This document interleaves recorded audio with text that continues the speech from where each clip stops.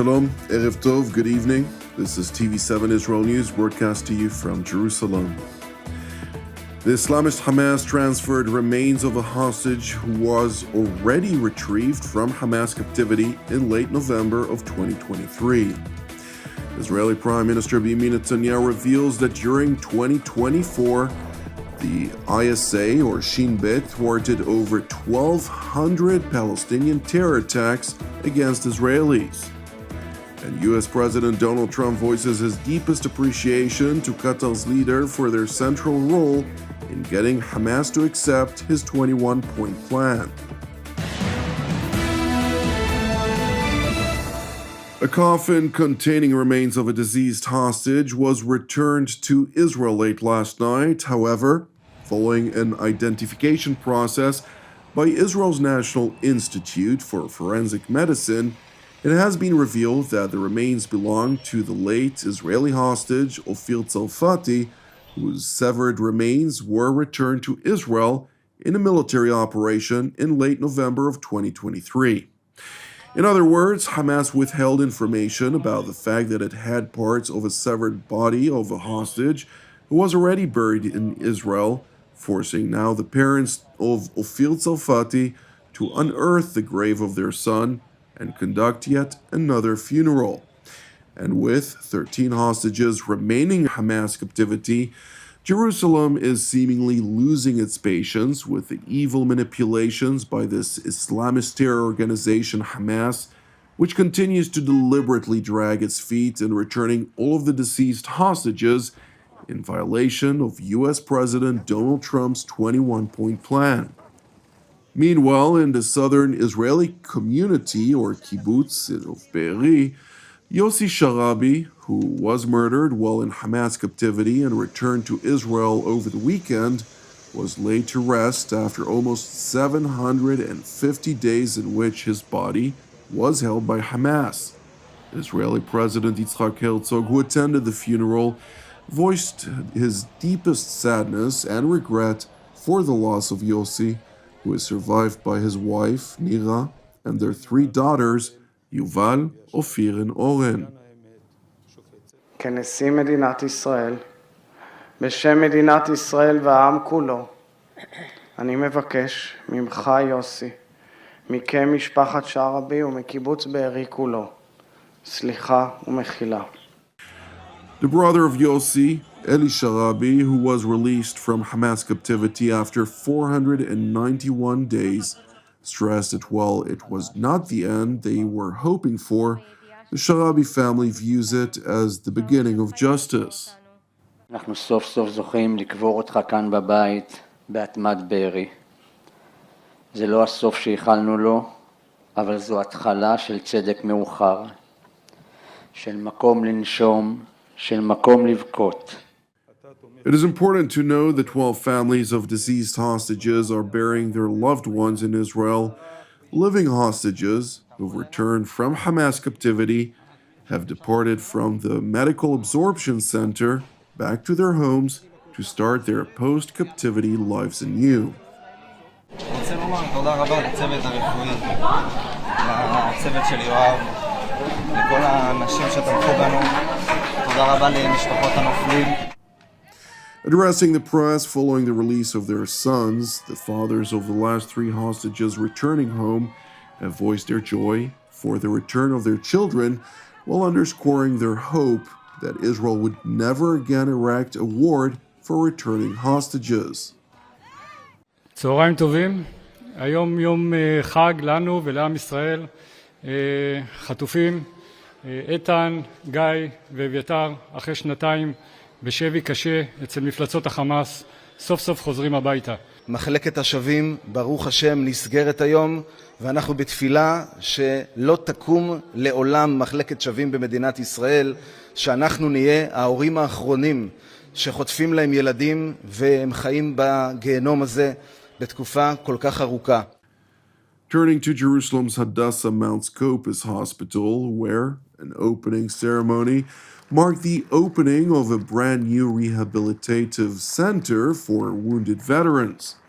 Prime Minister Benjamin Netanyahu addressed the guests of the new center, stressed that the great victories which Israel has achieved in the battlefield have been won at a heavy price of blood and tears. We have won great victories, but they have come at a cost. The cost of our fallen soldiers and the inconsolable grief of their families, and the cost of young men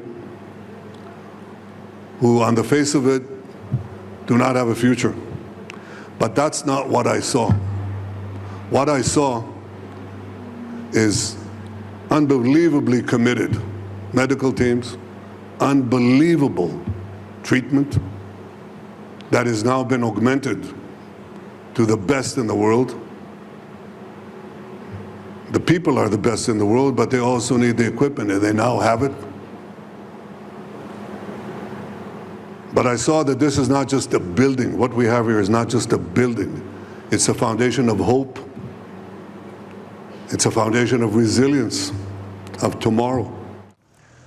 Earlier, Prime Minister Netanyahu attended a special ceremony for the President's Award for Excellence for ISA personnel for 2024 in Jerusalem, during the course of which Netanyahu revealed that over 1,200 terror attacks were successfully thwarted during the period of 2024 alone. התרומה של השירות בסיכול למעלה מ-1,000, כמה זה? 1,200 סיכולים. 1,200 סיכולים. היא בלתי נתפסת, וגם לא מוכרת. משום שאם היו 1,200 פיגועים, הייתם מבינים את זה. כל הציבור היה מבין את זה. אבל אנחנו הגענו למצב שיש את רמת ההתראות הגדולה ביותר שהכרנו, ורמת הפיגועים שיוצאים אל הפועל ברמה הנמוכה ביותר שידענו. The Israeli Prime Minister continued by underscoring that today Israel is considered to be the strongest power in the Middle East. והיום ישראל נחשבת, ולא בהגזמה, כמעצמה החזקה ביותר במזרח התיכון, ושינינו את כל מאזן ההרתעה ומאזן הכוחות. עשינו זאת בזכות העמידה האיתנה קודם כל של העם שלנו, של הלוחמים שלנו, והמפקדים שלנו, בכל זרועות הביטחון, וגם בהחלטות מושכלות שקיבלנו. Making a sharp shift to Turkey, where Ankara has agreed to procure 20 new Eurofighter Typhoon aircraft for a total amount of £8 billion, equal to approximately 9.1 billion euros or 10.7 billion US dollars from Britain.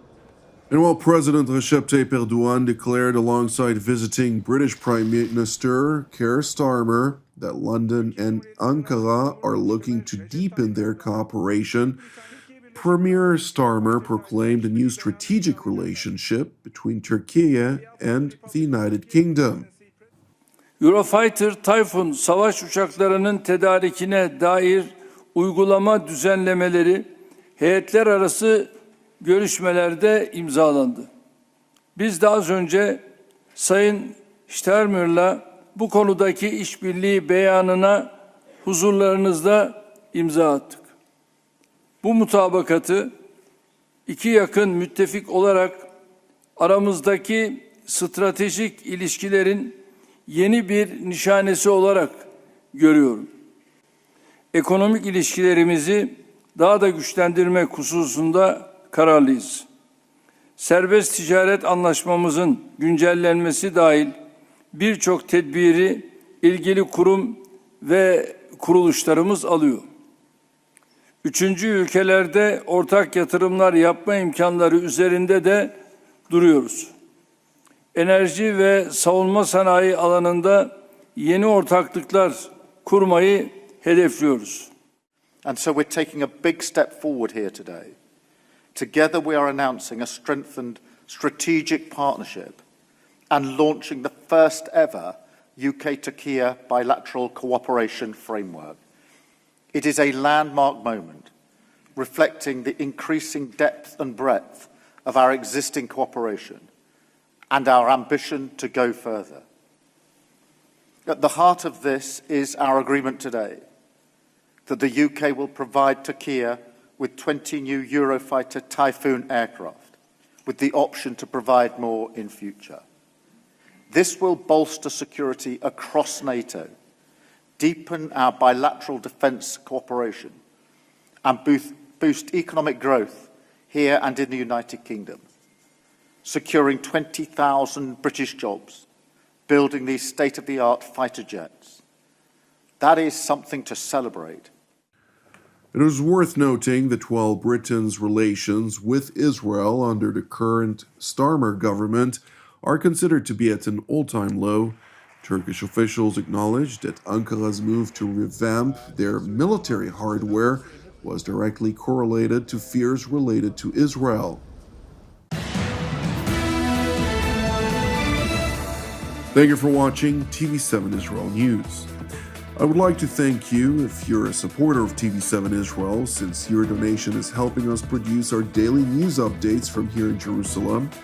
And if you haven't yet supported TV7 Israel, since we are exclusively a donation-based organization, please consider doing so. You can donate via our website at www.tv7israelnews.com. Separately, as ever, pray for our brothers and sisters facing persecution globally, along with prayers for the peace of Jerusalem and redemption of Israel. Jonathan Hessen wishing you an Erev Mevorach. God willing, until our next update, Shalom from Jerusalem.